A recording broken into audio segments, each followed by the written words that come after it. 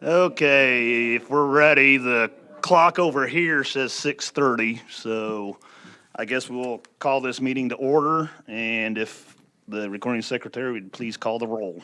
Harper. Here. Petrie. Here. Schrader. Weibel. Here. Bergson. Here. Esri.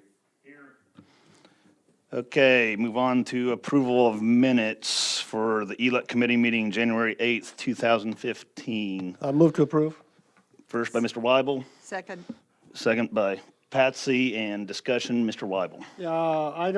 Page 2, row 51 should read motion to defer item 8 by Weibel to the February 5th.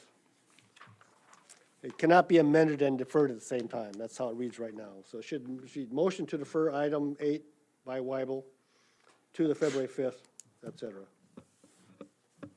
And consider that friendly. Yes, I don't believe there'd be any other problem with doing that. Any other discussion, corrections to be made? Seeing none, all in favor of approving as amended, signify by saying aye. Aye. All opposed, nay. Thank you, that passed. We'll move on to approval of agenda addenda. Is there such a motion? Moved by Harper, seconded by Ms. Bergson. Any discussion, additions, changes? Seeing none, all in favor, please say aye. Aye. Aye. All opposed, nay. None, thank you. Move on to public participation. Just let everyone know, I believe a lot of you have known, we have a general rule of 5 minutes per speaker.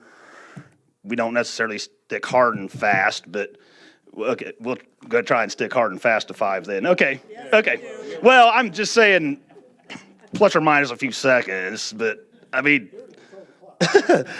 but read them in the order that I got them, or best as I can tell. We'll start off with Catherine Ryan and or I guess Norma Dins. If you don't wish to speak, okay. Yeah, just read it into the record there. They're here on the demolition of the dangerous properties issue to come up later. Next I have then is Mr. Larry Hall. And if you would please press the bottom center button and state your name and address, please.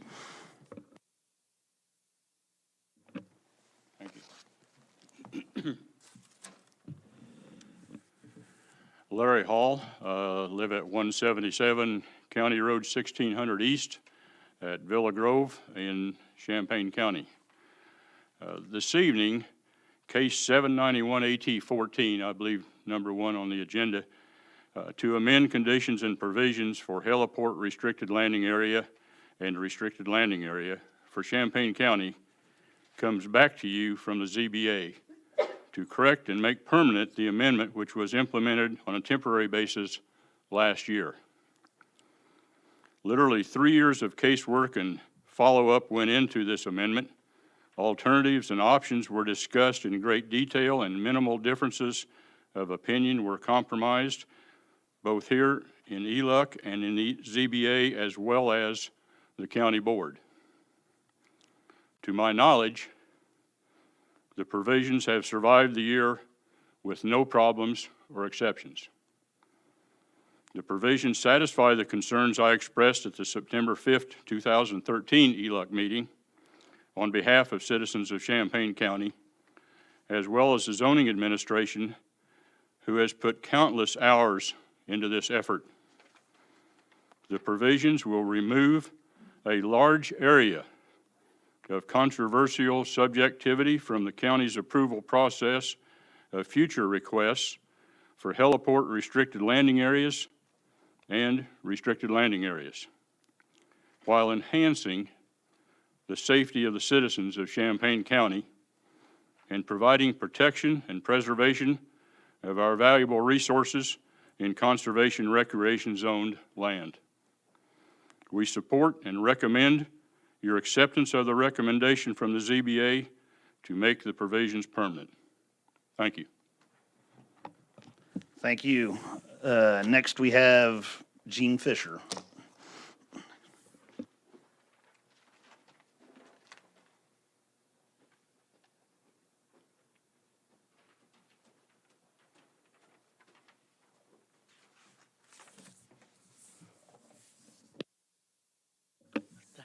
I'm Jean Fisher. I live at 195 County Road, 1600 East in Villa Grove, Illinois, southern Champaign County.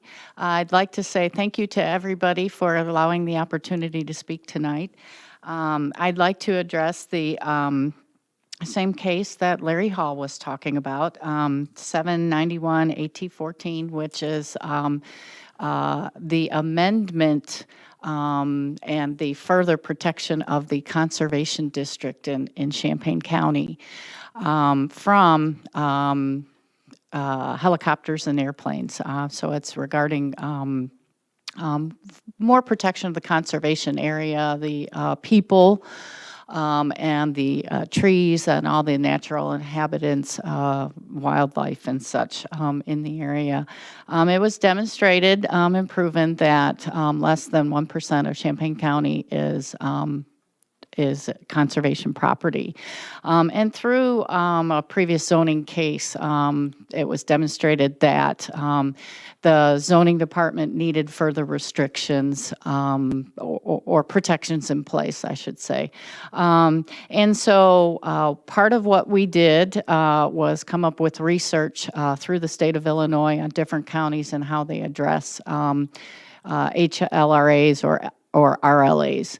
And we comprised some information regarding that, and through collaboration with the zoning department, who did a very fine job of graphing, defining, just a lot of footwork, a lot of technical, aspects to that. We believe that they came up with a really good amendments and further protection of the CR district. And so of the people that related to that particular case, we had 32 households that signed a petition that they were in favor of the restriction, or I should say the protections and enhancement of the conservation district.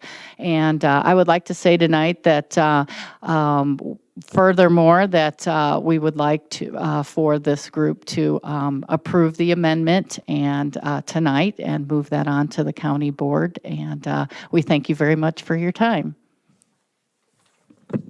Okay, thank you. Next in line have Mr. Eric Freifogel. Okay, and here on the dangerous structures issue, I assume. Okay, thank you.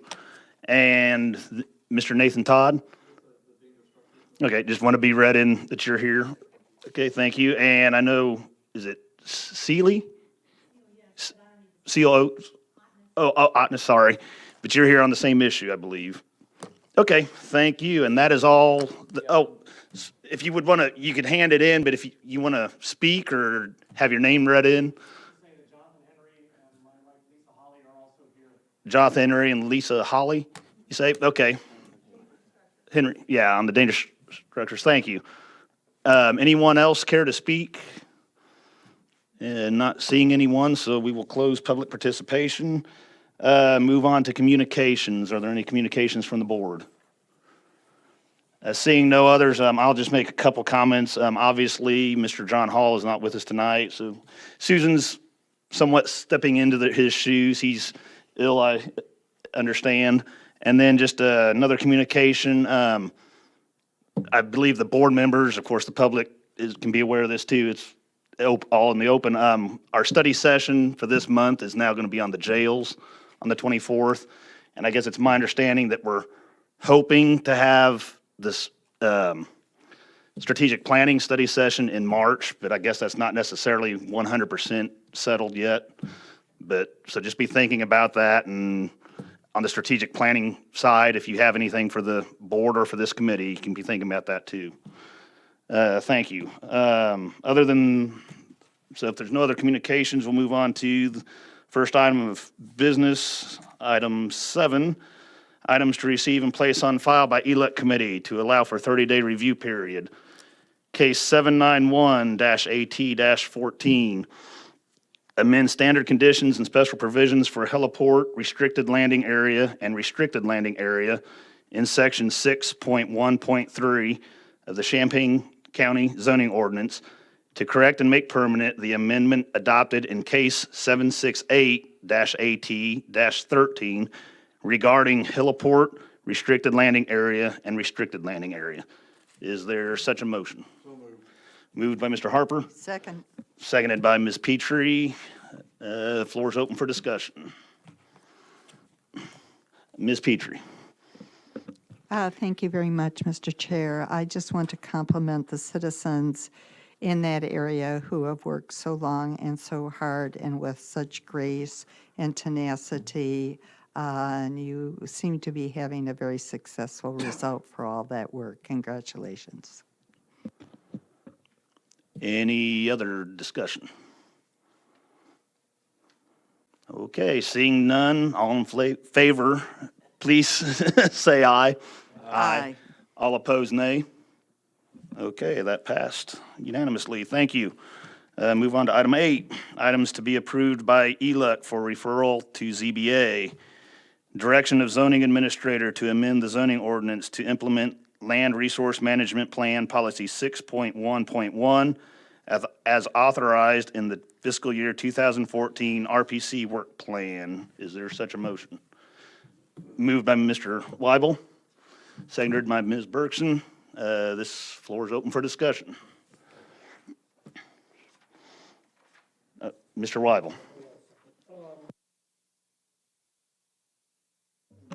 Thank you, Mr. Schrader. Please remind me whenever I miss it, because I will do it again. Susan, since Mr. Hall is not here, I'll put you on the spot. Well, either Susan. Susan's, starting page 17, there's a list of frequently asked questions. Are these from EPA, or are these something you put together, or sort of a combination of? Just wondering what the source is. 17, those are from the EPA. Oh, strictly from EPA? Yes. Okay, all right, thank you. Any further discussion, questions? Seeing none, it looks like, I guess we're ready to vote. All in favor, please say aye. Aye. All opposed, nay. Okay, that passed unanimously. Thank you. Move on to item 9, items to be recommended to the county board. A, proposed amendment to ordinance number 55, regulation of businesses offering recreation or entertainment. Is there such a motion? Moved by Mr. Schroeder. Seconded by Ms. Berkson. Sorry, thank you. Okay, open to, again, to discussion. Ms. Petrie. Just for the public's benefit, if we could share with them a little background information, what triggered these changes. Ms. Monty would probably be best to do that. Thank you, Susan. Sure. The sheriff expressed some concern about a year ago with regard to the provisions of this recreation and entertainment license to sufficiently provide enough information to the sheriff and to the planning and zoning department and others who review these requests. And so that that sparked a review of this ordinance, and deficiencies were examined, such as the need for more information about site changes or how the site would be impacted, more information about who was being invited to these events, the ages and plans for serving of alcohol, that type of thing. So the ordinance essentially has been adjusted to require more information about each planned event so that planning and decisions about whether or not to issue the license can be made on the basis of that additional information as well. The ordinance had some antiquated types of language which were corrected or suggested for corrections by the state's attorney's office. So you'll see some of that language. Primarily, the changes provide additional clarification. There was one minor adjustment to a fee, which was made to be consistent with the current legislation, the limit placed in the current legislation. Other than that, there's a provision proposed to require certificate of insurance to prove sufficient coverage for liability by the applicants, and that's pretty standard in these types of things. So I don't think there's anything else that we are missing from the summary then of the proposed changes. It's simply like a review of this ordinance which hadn't been looked at in several years. Okay, thank you. Go to Mr. Weibel. Susan, you talked about the fees. Is it correct that these fees actually were changed previously? We just never made the change in the ordinance? You know, that's a good question. So or the question, are we actually changing Yeah. fees today? Well, the fee was collected based on the ordinance, so I don't think we were doing anything counter to the ordinance language to date at the clerk's office when they collected fees and stuff. I don't think there were any errors there. It was just the ordinance text contained one provision where we were actually charging a larger fee than was allowed by law, and it's for a use that probably had never been requested in several, or even considered since the 70s. So it was sort of a non-issue. Okay. Ms. Petrie? Susan, the increase of insurance being required now, is that a supplemental to the insurance that's required for any venue to have a liquor license? Right, completely different. That's a separate application, a separate set of requirements. Mr. Weibel again. Susan, do you know how many dance halls and roadhouses we have here in Champaign County? Well, yeah, the definition of these things are very broad. So, yeah, you can imagine how certain taverns might fit into that category. Or, Okay. Bars, depending, or outdoor events. All right, then, thank you. It's very antiquated terms that are used in some of these ordinances. Any further discussion? Seeing none, all in favor, please say aye. Aye. All opposed, nay. Seeing none, that passed unanimously. Move on to B, amending the fiscal year 15 RPC planning contract. Is there such a motion? Moved by Mr. Weibel, Second. seconded by Ms. Petrie. This is open for discussion, questions. Mr. Weibel. Page 46, thank you, Mr. Schrader. Second paragraph where it says assistance to Wilbur, it did say assistance to Wilbur Heights and Dobbins Downs. Does that mean that we're not going to assist Wilbur Heights at this time, or the work was done, or? The Wilbur Heights project has actually come under my purview as part of the zoning. Oh, okay, so that's it's where be we're done in looking a to different manner, okay. Yeah.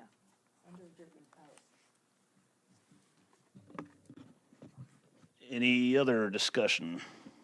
Ms. Petrie. Well, this is an extension of a comment that I made during the agenda setting session for this committee, and it's an encouragement as we work toward our next contract plan that we do not determine every single hour in the contract as for specific items, and that there be some hours within the contract that would allow elasticity.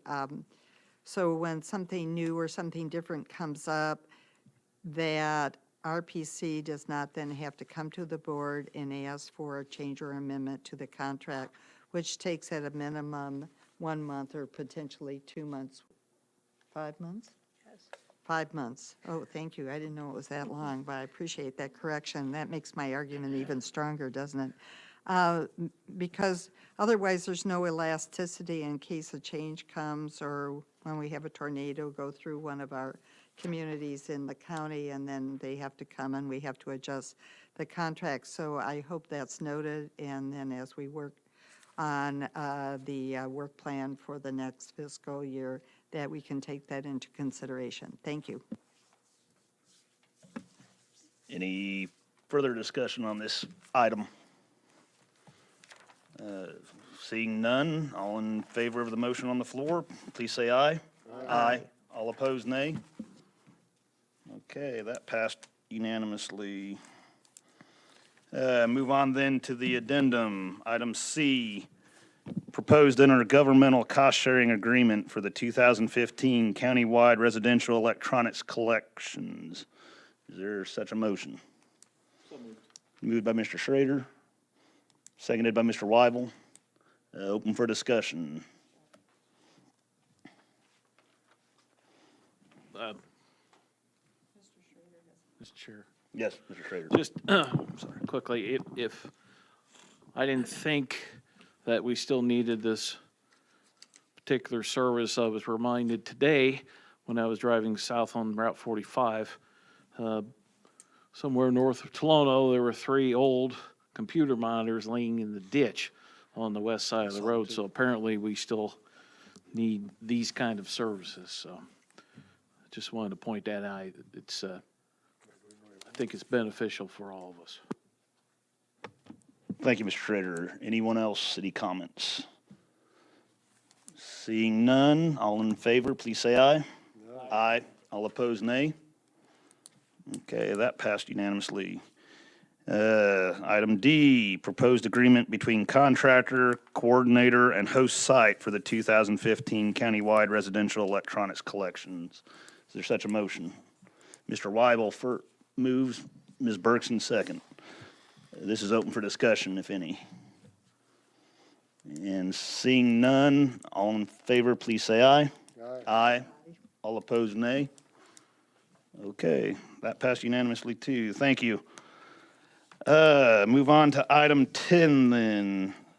10A, timeline for prosecuting current dangerous structures cases. And I guess, are we wanting a motion on this to discuss it, or just more, I almost thought I remember from the original, and that's coming up to discussion only. I guess technically we need a motion on this, looks like. Point of Yes, sir. So is this discussion only? If Well, discussion only, then you don't need a motion. Any motion you put on the floor is up subject to vote, so just say, let's discuss it. I was thinking this is probably more for discussion only. It's not under the items for discussion only, but we could take Well, it. I think we can but take it. Actually, you don't have to, Yeah, you we don't can have take to it. say that. I believe we can take it as If there's discussion something on only. the agenda, it just means you're gonna, True. either you're gonna talk True. about it or you're gonna vote on it. We can take it on. You can just say and you're gonna just discuss it. That's very true. And Ms. Busey did point out too that we could defer this, especially since Mr. Hall's not here. If we by chance wanted his little more expertise and knowledge with this here, not that staff cannot speak on it. Ms. Busey. If I could, I would just provide a little bit of explanation. Mr. Hall and Barb Mann from the State's Attorney's Office and I have met with regard to this issue, that there are the dangerous structures within the county, and we do not have a plan for how to deal with them. So the strategy was, and Jamie is here and is familiar with all of these structures. The strategy was for this committee to develop a timeline and a plan for how to deal with these structures, because there are financial implications over the next 3 to 5 years before they continue to deteriorate and the problems get worse. So Mr. Hall's memo explains that, I think, on pages 55 and 56. And I agree, I don't think you necessarily need to take action tonight.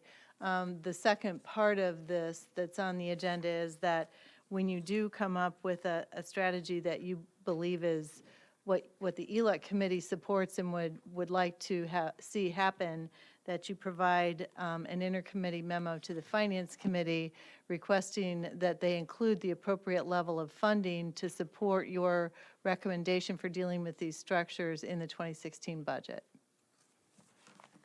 Thank you, Ms. Busey. Okay, discussion. Mr. Harper. Mr. Harper. Yeah, when I was reading through this the other day and then again tonight, are we able to recoup some of this cost on demolition? I know it's an eyesore, On some of these structures, you would be able to recoup costs. On others, you might not. You're simply removing something that is a risk. Because just as you've dealt with the properties up around Rantoul, that they become a risk to public safety. And I might add real quick, in setting the agenda, Mr. Hall mentioned that, some of these you could start the process and the owners could decide, hey, we're going to take care of it ourselves now that you've started. So, I mean, you could start it and then not have to necessarily really do much else with it. It may spur persons to their own action. Any other, Ms. Busey? And this is also in Mr. Hall's memo, but certainly the properties that he's recommending for consideration in 2016 at 3304 South Pine Circle and 3306 South Pine Circle have great potential for the county recovering the costs. Mr. Weibel? Well, I will make a motion. I move that this committee direct John Hall to adopt a timeline and to provide an intercommittal memo to the Finance Committee as outlined in this memo. Okay, is that a second, Ms. Berkson? Okay, moved by Mr. Weibel and seconded by Ms. Berkson. So we've obviously kind of jumped down into B, but that's fine, they're related. That's fine. Any discussion on the motion? Ms. Petrie?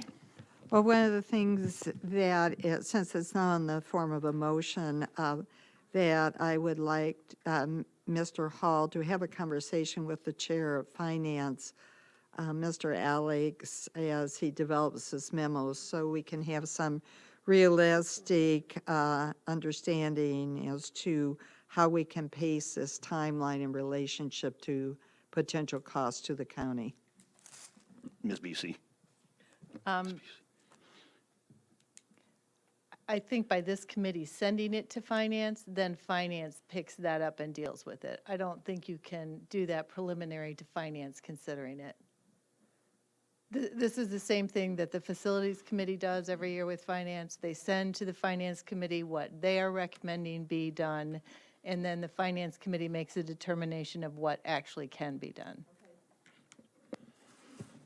Okay, any more discussion?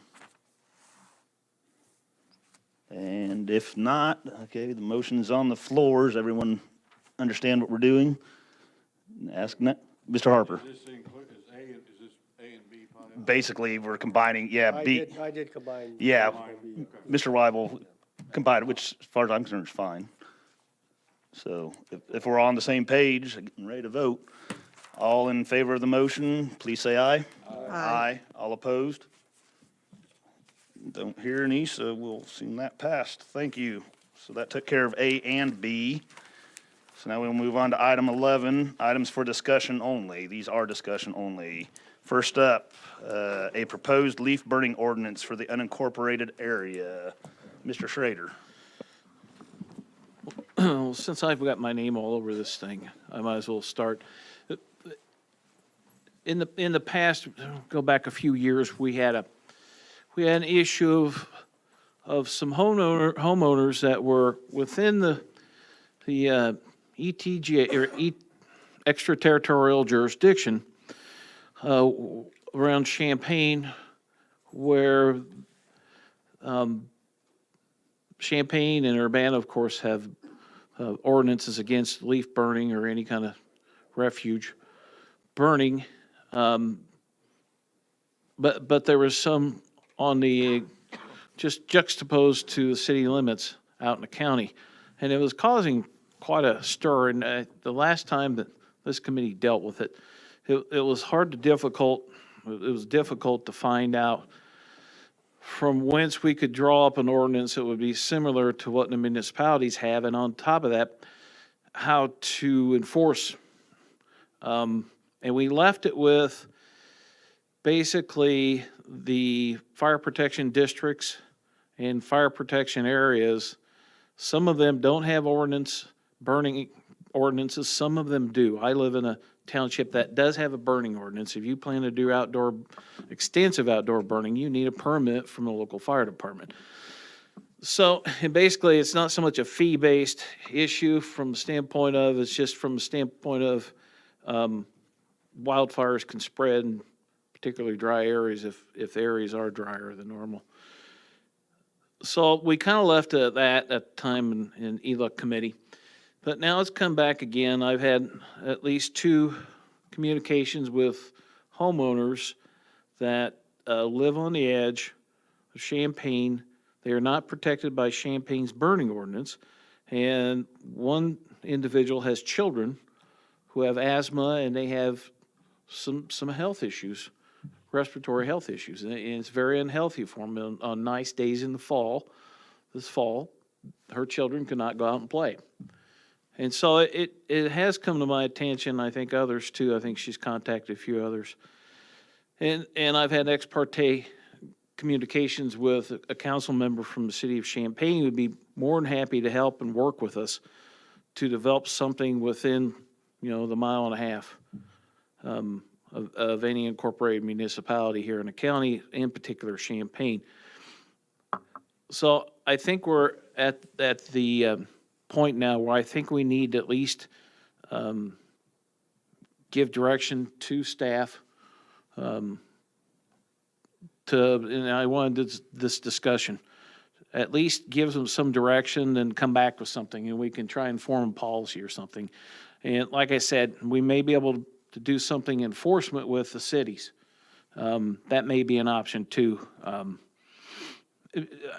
But I think we really need to look into this because I think it's come to the point now where it's become a real nuisance for a lot of people and a real health impediment too. So that's where I stand on this. So I'm open to anybody else who wants to comment and help give direction for staff.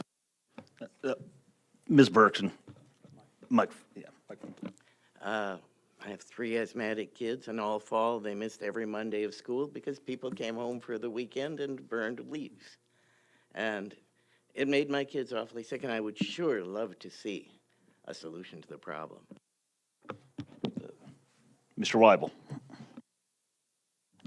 About 10 years ago, we tried to pass an ordinance, something like you were talking about, and I would request that if we do look into this further, we could drag out those minutes and notes on that. I don't remember the exact date, but it's probably in 2003 or something like that, maybe 04. Sorry, wait, I was on the 04 or 05 probably. 04 or 05, sometime in there. It was before I was chair, certainly. And so we could look at those issues there. Yeah, go ahead, Miss. I just want to comment to John that we were in touch with the Champaign Township Road Commissioner, and they do pick up leaves in the unincorporated area in the mile and a half, but I don't know if all the residents know that. So the last fall, when we had a lot of calls about the burning, he did go out and help us out and picked up some leaves and talked to some homeowners, but I don't know if they were, happy that he was going to help or not. I mean, they seem like they're happy to burn.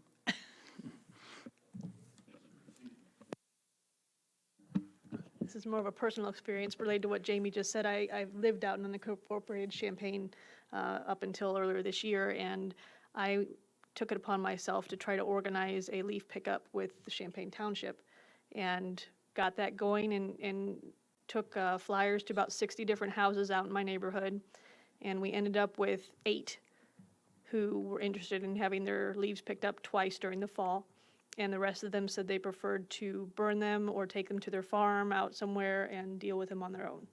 So it's a tough, situation to try to get a whole lot of interest. Mr. Weibel. I know certainly the area between Champaign and Savoy is one of the, we call it a problem area. Other areas that have been identified where you get a lot of complaints from? Go ahead. The area that was the problem this past fall was north of Windsor Road in the Donnybrook Drive, O'Donnell subdivision area. So, I mean, we had no complaints this past fall about the Windsor Road area where we had before. Ms. Petrie. Well, I'm glad Mr. Weibel mentioned that this had been tried previously, and maybe in the back notes, we can start figuring out what are some of the resistance to passage so that we might enhance our chances for another round and getting it passed this time, because isolating where leaves are burned and not burned it doesn't really help, because there's wind and we can't isolate the wind. So it needs to be countywide. Thank you. Mr. Schrader. I think going back, my memory serves me correct, the biggest thing, Patsy, was enforcement. Because I think the sheriff's position was, he's undermanned right now. It's just like the non-smoking state statute we have in bars and restaurants. He termed it as not being the smoke police. He wasn't going to enforce it. So we kind of had the same kind of issue where we can create an ordinance, but if we can't enforce it, what really good is it? So my intention, or what my thinking was, not so much my intention, but my thinking was that, I've talked to, my ex parte communications has been with Paul Faraci. And I think maybe the cities, since we have cooperative agreements with municipal police departments here in the county, where I think that's who does the enforcement in Champaign-Urbana, is the police. Is the fires? Okay, all right, I stand corrected then. So then I think we need to incorporate the fire protection districts into this and see if we can't get some help with enforcement. Incorporated Champaign, for example, and like I said, unincorporated Champaign. Where I live is Sonora's Fire Protection District, and like I said, they have burning ordinance out there. If you have any outdoor burning, any sizable, if it's just a 55-gallon drum or something, you don't need a permit. But if it's going to be a sizable brush pile, or even stubble, corn or stalk stubble in the spring, you still need a burning permit. And if you don't have one, they have to come out and service you. You will get a nice bill for it. So there's incentive that way. So I guess what we need to do is bring in fire departments and see if we can't get any help with them via the city councils, if they can help us with that. Ms. Berkson, microphone, please. I think the people who just love to burn you might get their attention with some really stiff fines. Thank you. Anyone else want to speak on this subject? Go ahead. I guess since John isn't here, I guess Jamie or either one of the Susans want to chime in. You need any more direction from us or anything, or at this? Yeah. Well, we have done a lot of investigative work on it. I mean, we looked at all the small town ordinances. And again, it always came back to the enforcement issue and, who's going to do the enforcement. I mean, and I'm married to a City of Champaign fireman, and they get called out to areas that are not in the city limits already, and they can't find. I mean, they can see smoke, but they can't really find where the fire is initiated from. So, I mean, that could be an issue as well. I don't know. But, I mean, we can have John, tell him we need to start working on it again. And Great. That's great insight, Jamie. That's know good. it's You can not chime fair. in with that. No, that's great. That's something we can add to it. Okay, we argue about it at home, okay, so. Susan, did you have anything you would add?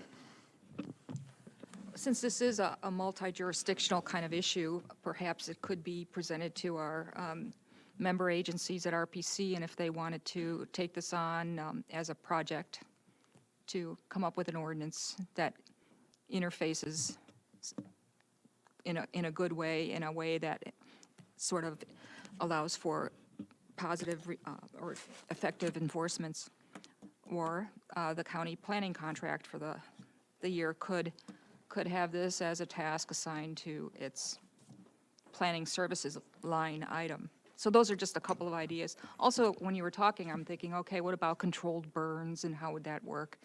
Or what about people that burn garbage? It's all enforcement and permitting, so Mr. Harper.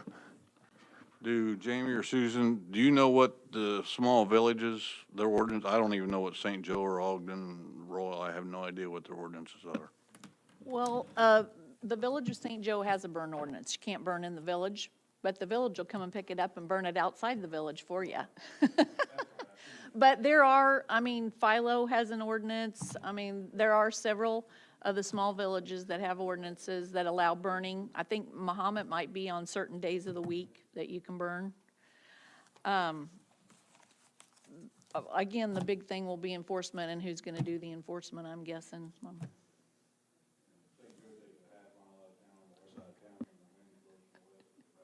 Exactly, that's it. Any further discussion, comments? No. So what Ms. direction Petrie. are we giving on this? So it's clear to them. I mean, we bounced around the conversation, but let's get something nailed down so they have some direction.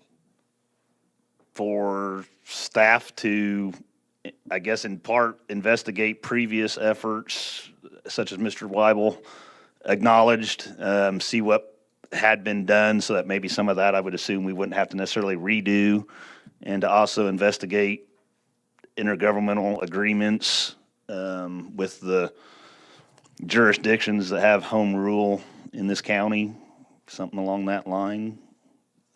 Could we add Susan's suggestion of seeing about working with RPC on this, and I think John's suggestion of the fire departments? I see no problem unless anyone else has a problem with that. Anything else you can think of, to throw in there, so we can carry around. Throw the kitchen sink at it.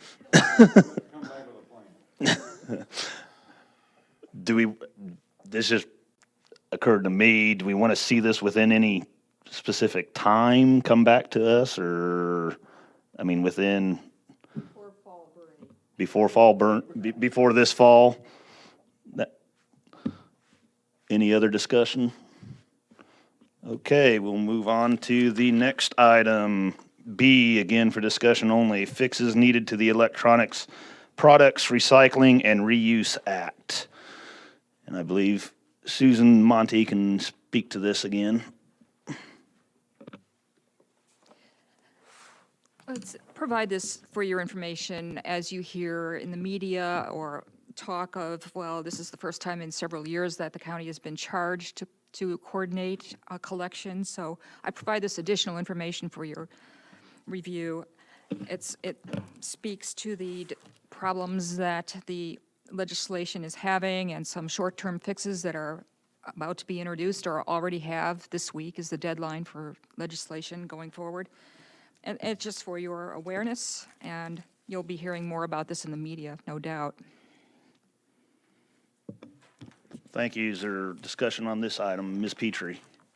It isn't really discussion, but it's just a reminder to Susan, the other two board members, Max Mitchell and Shanna Jo Harrison, who have been tasked with focusing on the issues of legislation. And then there will be a regional meeting of the Illinois Association of County Board Members, which will focus on legislation that will be occurring here the 29th of March.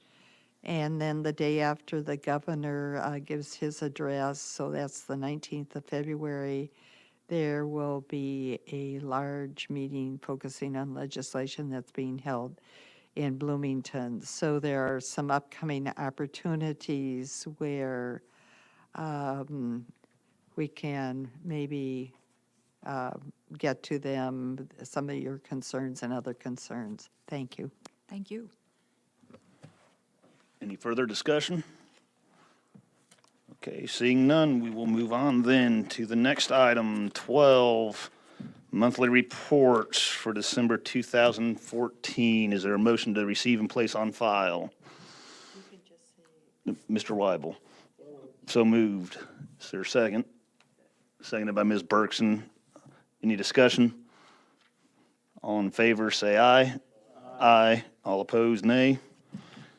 Okay, that passes. Move on then to other business. Is there any other business anyone wishes to bring forward? Seeing none, I have none. Chair's report. Other than maybe just again reminding about the upcoming, to the study session on the jails coming up this month, and then again, the possibility, I guess I could probably say likelihood, but it's still not 100%, of a study session in March on the strategic planning. Other than that, no other chair's report. And then move on to designation of items to be placed on consent agenda. Unless I'm wrong, I believe it should be everything in, under number 9, A and B, and then on the agenda, C and D. Those all passed, if I kept track correctly, unanimously. And other than that, looks like we're ready to adjourn. Moved by Mr. Harper. Second. Seconded by Ms. Petrie. All in favor? Aye. All opposed? We're adjourned. Thank you.